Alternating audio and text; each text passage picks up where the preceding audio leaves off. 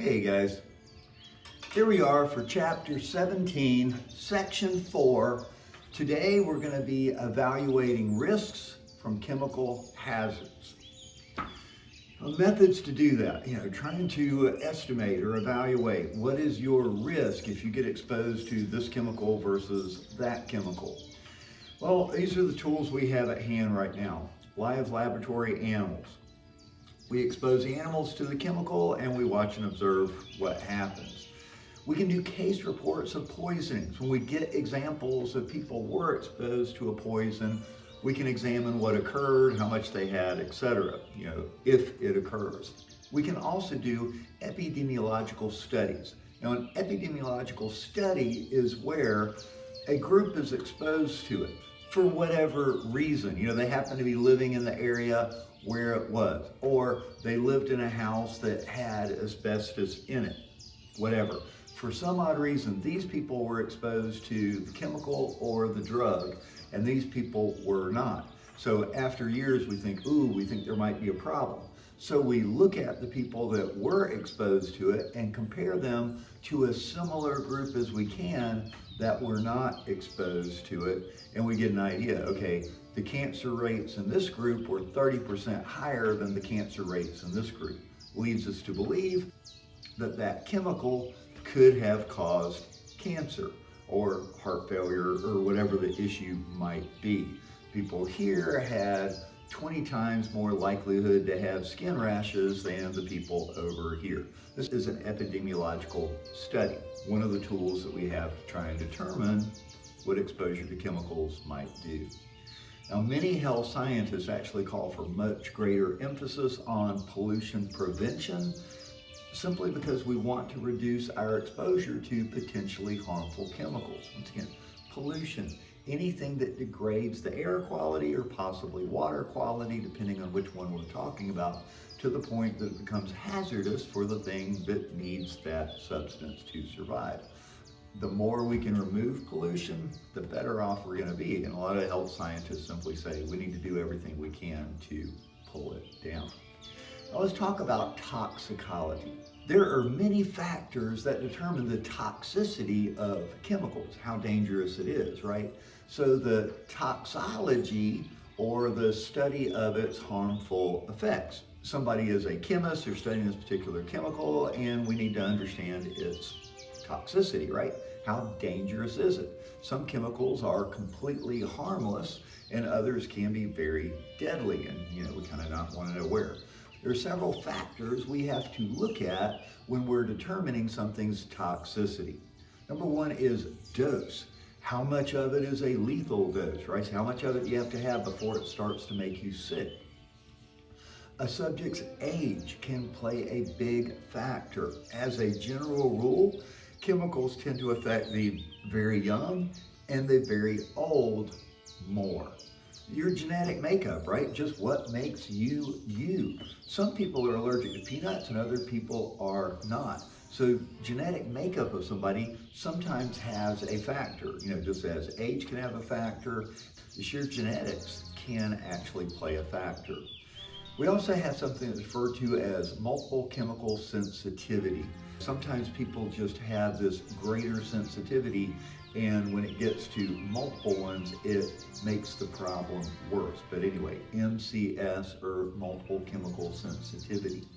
Solubility. Is it soluble in water? Is it soluble at all? Is it soluble in fat? If it's soluble in water, it tends to flush out of your body quickly. If it's soluble in fat and it gets into the fat stores in your cells, then it tends to be more persistent. It can build up in your system. This is where mercury, which we talked about earlier on, or some of our persistent pesticides, and persistence is another one of those things. How long does it exist in this complete chemical state before it begins to break down and degrade? And then, of course, if it is soluble and it is persistent in the system, then we can get to biomagnification again. And all of these determine something's toxicity, how dangerous it actually is. Typically, something that's water soluble tends to be less toxic over time than something that's fat soluble, because water soluble things don't build up in your system. Now, we have a response. Once again, you get exposed to said chemical, or you've been exposed to said chemical for a period of time. We talk about it in terms of an acute effect and a chronic effect. Acute effect, this is a immediate or rapid sense. Somebody like with a peanut allergy, it tends to be very quick. They eat the peanut and all of a sudden, ooh, I feel like I can't breathe, my throat's swelling up. This is an acute effect. A chronic effect is something that is permanent or long lasting. We talk about people with chronic back pain. It's just always there. Not that a chemical is going to give you back pain, but just this aspect. Chronic means permanent or long lasting. So you may be exposed to something, you may have an acute effect, you get sick from it really quickly, but you may have no chronic effect at all. It doesn't bother you long term. You may be exposed to something over time and you never really have an acute effect, but you develop a chronic effect. In some way you're affected and it now bothers you the rest of your life. This is where something like emphysema or asbestosis, you breathe in enough of the asbestos, it gets in your lungs and builds there, and now you have a chronic effect where you can't breathe well from it. The graph back here is a simple bell curve, if you will, but it talks about sensitivity.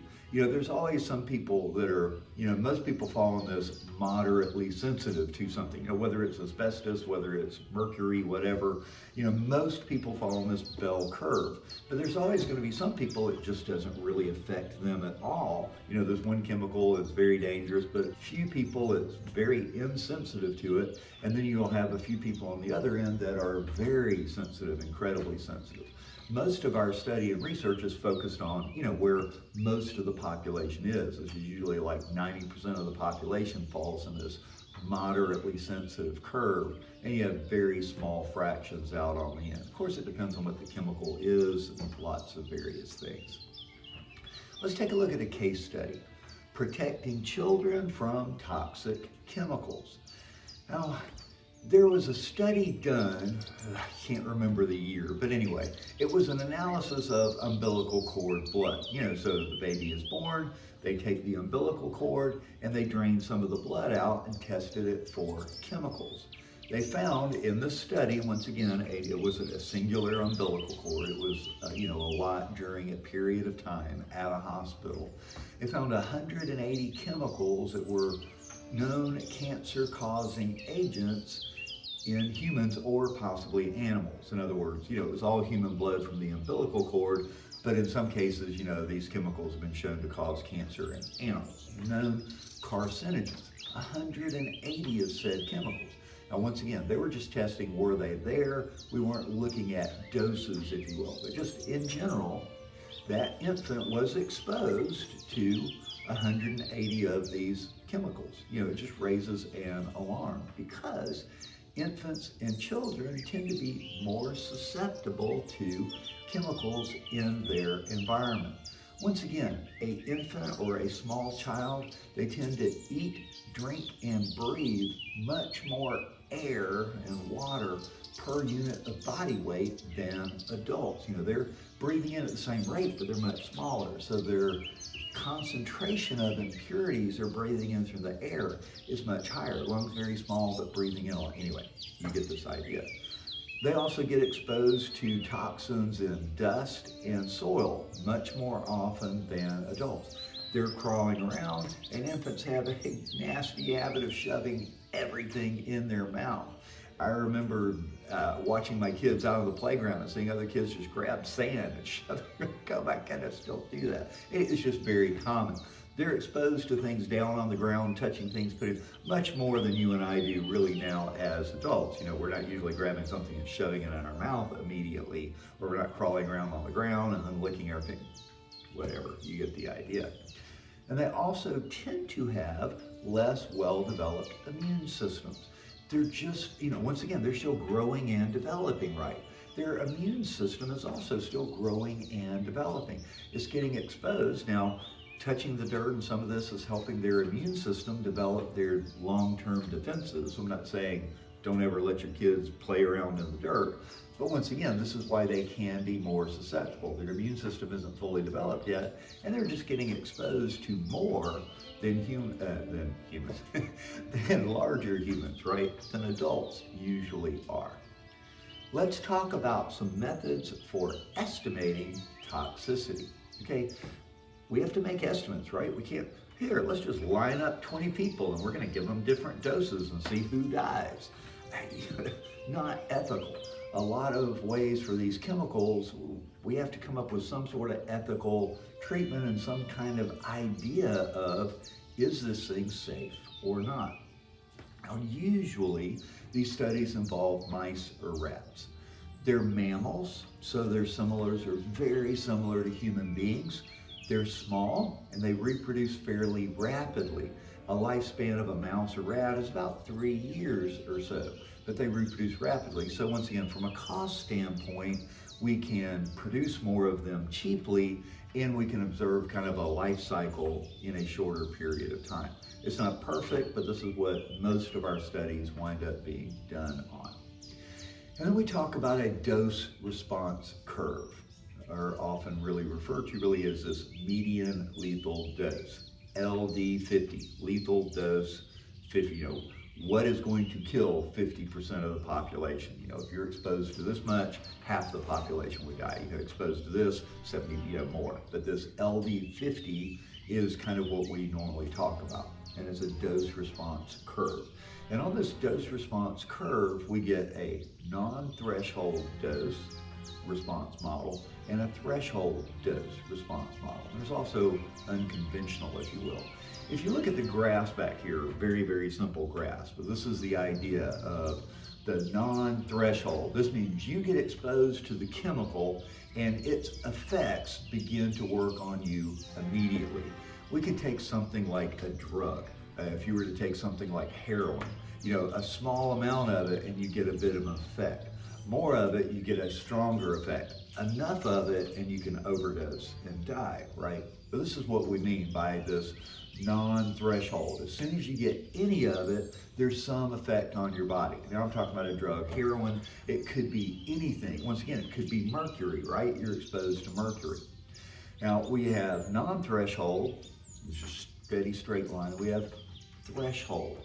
For threshold, you're exposed to a little bit of it and there are no effects at all. You expose a little bit more, no effects at all. You have to get some of it in your system before you begin to see the effect. So this is a threshold effect. And then we can, once again, determine where its toxicity lies. But in other words, it's perfectly safe for you to be exposed to a certain amount. Some things, it's not really safe at all. As soon as you begin getting them, it affects you. Now, in something like morphine, you're in the hospital, you need it for pain relief, we want a non-threshold, right? We want it to affect you immediately. Other things out in the environment, like pollutants that are going into the air, we're really after something that's threshold, right? We want people to be able to tolerate a certain amount of it, but then when you get to here, it begins to get lethal. The unconventional is you begin to get the effects immediately, but after a certain point, the effects actually level or taper off. Now note, they don't necessarily always go away, but you kind of get more effect, and then it sort of tapers down. This is unconventional. We don't always understand why it's the case, but these are just the three models that tend to be how people are affected. Non-threshold, immediate effect, more. Non-threshold, more. Threshold, yeah, exposed to a bit more, and then unconventional. Now, toxicity ratings. I'm putting another chart back behind me here. When we talk about this toxicity rating, we can talk, some things are super toxic. Now, we're talking here, the graph, as you look at and go through, we're talking for a LD50, 50% is affected by it, and it's in milligrams per kilogram of body weight. 45 pounds would probably be your average 14, 15-year-old, depends on. But anyway, less than 5 milligrams, this was about 7 drops of something. So we're talking about super toxic. You get 7 drops of it, 7 drops in a drink, and you drink it in your water, whatever, and it's lethal. Things like this. nerve gas, botulism toxin, food poisoning. It takes very little of that. Some mushroom toxins, dioxin, this is literally super poisonous stuff. Once again, super toxic, just a few drops of it. Extremely toxic, 5 to 50, 7 drops to a teaspoon of the stuff becomes lethal. Mercury salt, so once again, we're getting mercury in teeny tiny trace. You're talking about getting a teaspoon of mercury, that's a lot. But anyway, mercury salts, morphine, codeine, getting into heroin, some of these things of this nature. You get enough of it and it can kill you pretty much on the spot. Very toxic, 50 to 500. We're talking about a teaspoon to an ounce. Think like an old school like Vicks little cup or something, but you're getting up to a tablespoon or so. Moderately toxic, an ounce to a pint, like a little milk carton. Well, things like this, lead salts, DDT, once again, it's never designed for you to drink this amount. Sodium hydroxide, we use this in the lab a lot of times, it's toxic. Sodium fluoride, sulfuric acid, caffeine even. When you're getting caffeine, you're getting very few milligrams. You're talking about drinking an entire, milk carton of pure caffeine, it would be lethal. But once again, we normally really say it's slightly toxic because you're just never really exposed to that much. And then you get essentially non-toxic, where you can drink a quart of this stuff. Sugar. You could actually eat a quart of sugar and it's not going to harm you. So we just go, from super toxic down to essentially non-toxic, the amount you would have to consume. This is where sometimes in the studies say, studies have shown that mice exposed to this much saccharin or whatever can develop cancer. Sometimes the amount they're exposed to is really high. So even though, yes, you could develop cancer from it, it's really more in the slightly toxic range because you have to be exposed to so much of it. So it's worth paying attention to what the quantities are given to the mice or rats, because once again, you transfer that into how much you or I would have to eat, it can't really be in a massive amount. Now, we really would like some more humane methods. Sometimes you really are just injecting the animal and watching it, spasms and dies. So more humane methods are really desirable, if you will. We've come a long way with our computer models, and we really would like to replace animals with more computer simulations. In the recent COVID vaccine, a lot of that was done using computer simulations because we could put it together and we put all the data in for what would occur, and we could watch in a computer simulation thousands of iterations in a minute, which would have taken years doing it with actual mice. So our computer simulations, once again, we're not harming animals, and we can actually speed the process up much more. And when we get to the point that we're pretty sure this computer model says this, we can actually test it on tissue samples, not actually an entire organism a lot of times. We can clone, we can just grow bits of tissue, or can we just see what happens to the individual cells instead of having to apply it to an entire animal? Lots of research going into this and lots of computer models replacing as much animal testing. And any bout that we can bring down is always good. Now, the problem is the effects of mixtures of some of these potential toxic chemicals can be really difficult to determine. It's one thing that we're just we're testing this particular dose, but most of us out in the real world are exposed to multiple things, right? It's not like I'm only getting exposed to this. I've got once again, in the umbilical cord, 180 different known carcinogens were found in the blood. And most of those are probably going to be very small, very trace amounts, but they're still there. So we can look at case reports once again. As we talked about, there is a report of this was exposure here, and we can look and see what occurred. There was reports over here that this was done. We have our epidemiological studies, right? We're comparing this group was exposed, this group wasn't exposed. We look over a 10-year period of what happens. Now, it's not perfect because I can't control everything, right? I'm just saying all things equal, these were, 30-year-old middle-class people, these were 30-year-old middle-class people, and we're trying to track. It's not perfect, but sometimes it's all we have. Now, a lot of times when we're talking about these epidemiological studies, the limitations can be fairly obvious. A lot of times there's just not enough people, quote unquote, tested, because a lot of times in this, we're not giving them a drug. We know they've been exposed to it because for some reason we have, an ethical reason. Ooh, we think this drug is causing blah. We think this chemical would do this. So we look at people that were exposed to it and people that weren't. Sometimes we're limited in how many people there are. Also, length of time. How long are we watching? It's hard to keep tabs on people for long, 10, 20 years. And you're also trying to, but you were never supposed to be exposed to that chemical and now you are. It just has those limits. And it's difficult to link the chemical to the result. Just because they were exposed, they had higher, it doesn't mean they weren't exposed to something else. Or maybe most of these people were smokers and these people weren't. We have to try and look at all the various factors. And we obviously can't use a epidemiological study for a new hazard. If we have a new chemical, we're not gonna, hey, you guys get exposed to it, you don't. This is only something that we kind of do after the fact. It's usually we believe something to be safe, but then we begin to suspect maybe it isn't. One of the real questions comes down to, are trace levels of toxic chemicals harmful? And once again, is it water soluble, fat soluble? This can be a big difference. And honestly, we just have insufficient data for most chemicals. A lot more research is needed. We are all exposed to toxic chemicals. It's usually just incredibly low doses, very small trace amounts. And hopefully most of these are on a threshold model, right? We can handle a certain amount, kind of no harm, no foul before we start getting effects. But the question is, how much are they? What are they? I'm going to throw this picture up and kind of leave it there, but just in your house, you're exposed to all kinds and all manners of various chemicals that just, we're exposed to all the time.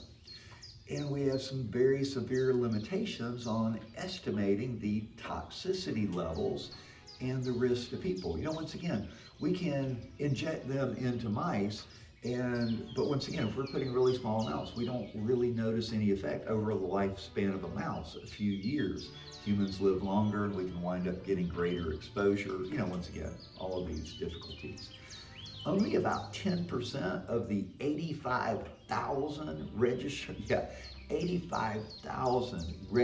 synthetic chemicals have actually thoroughly been screened for toxicity. It's an expensive process, and a lot of them, well, we're not expecting you to, you're using it in your shampoo. You shouldn't really be eating it, but it doesn't mean we don't get some trace amounts in. Now, 99.5% of the chemicals used in the United States are not supervised by the government. Like they're being produced, the factory itself is running tests, but the government is really not supervising it. There's no actual statement. There's just so many out there. We've only been able to test really a fraction. And this kind of takes us to pollution prevention and the precautionary principle, right? Better safe than sorry. And that's what the precautionary principle is. What we want to encourage people, let's be safe than sorry. If you're introducing a new chemical or a new technology, you need to follow the strategies. A new product is harmful until it's considered safe. You have something new, well, let's make sure of it. Existing chemicals and technologies that appear to cause significant harm just need to be removed. If we've identified, hey, this is causing harm, it is causing problems, it is causing cancer, it is causing breathing issues, it is leading to higher rates of asthma, we need to remove them, plain and simple. Instead of coming up with reasons, well, yeah, no, they just need to be removed. And we need changes in that. Once again, that's the precautionary principle. If it's causing harm somewhere, let's be safe, let's pull it off. Chemicals with a strong chance of causing harm shouldn't be released until the really safety measures are put in place. But this is just the idea of that precautionary principle. We want to make sure. Let's assume the worst until we can check it out. Yes, the burden's on the company putting it out there, but let's make sure before it comes out.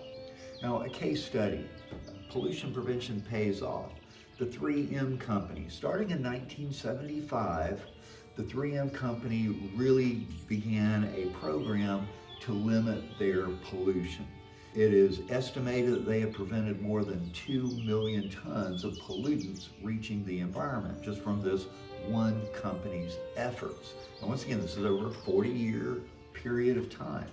But over that 4-year period of time, they also estimate it saved the company about $1.9 billion. Now, 3M is a massive company, right? It produced lots and lots of products, papers, and etc.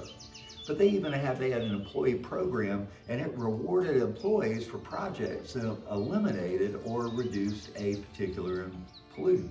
So any employee that was able to identify and come up with a way to eliminate it or prevent it from being a pollutant that gets out of the factory got monetary rewards and flagged for the company for it. Companies really can make a big difference, and preventing pollution pays. It keeps the cost in the company down.